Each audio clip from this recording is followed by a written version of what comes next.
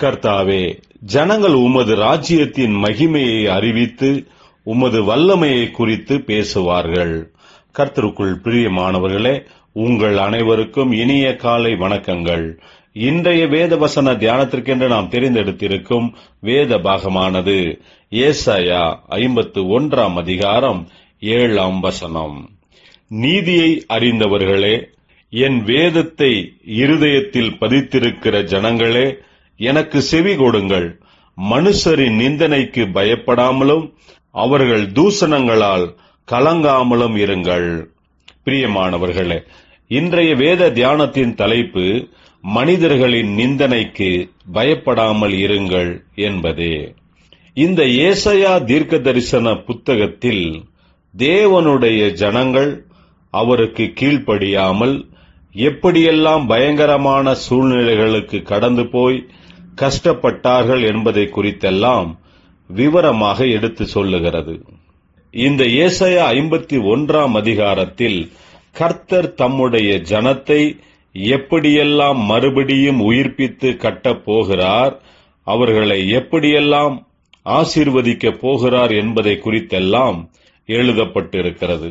ஒன்றுமில்லாமல் சோர்ந்து போய் இருந்த தம்முடைய ஜனங்களை கர்த்தர் எப்படியாக உயிர் மீட்சி அடைய செய்து அவர்களை கரம் பிடித்து தூக்கி நிறுத்துவதை குறித்து இந்த அதிகாரம் முழுவதும் நாம் பார்க்கிறோம். இன்றைய தியான வசனத்திலும் கர்த்தர், நீதியை அறிந்தவர்களே, என் வேதத்தை இருதயத்தில் பதித்திருக்கிற ஜனங்களே, எனக்கு செவி கொடுங்கள். மனுஷரின் நிந்தனைகளுக்கு பயப்படாமலும் அவர்கள் தூஷணங்களால் கலங்காமலும் இருங்கள் என்று வாக்கு பண்ணுகிறார்.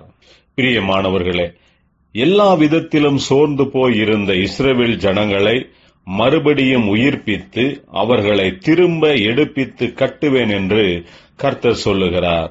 இன்றைக்கும் கூட அநேக விதமான தோல்விகளினால் துவண்டு போய் கிடக்கும் ஜனங்களுக்கு கர்த்தர் மறுபடியும் நான் அவர்களை ஆசீர்வதித்து உயர்த்துவேன் என்கிறார். கர்த்தரையே நம்பி விசுவாசித்து அவருடைய வார்த்தையின்படி நடக்கிற ஜனங்களை என்றென்றைக்கும் கர்த்தர் கைவிட மாட்டார்.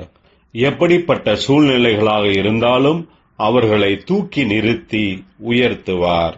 சர்வ வல்லவராம் கர்த்தரையே சார்ந்து கொண்டு அவருடைய வாக்குத்தத்தங்களை விசுவாசிப்போமாக.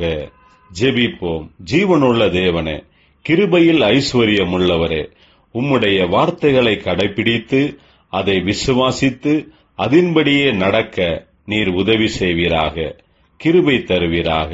இயேசு கிறிஸ்துவின் நாமத்தில் ஜெபிக்கிறோம் நல்ல பிதாவே, ஆமேன்.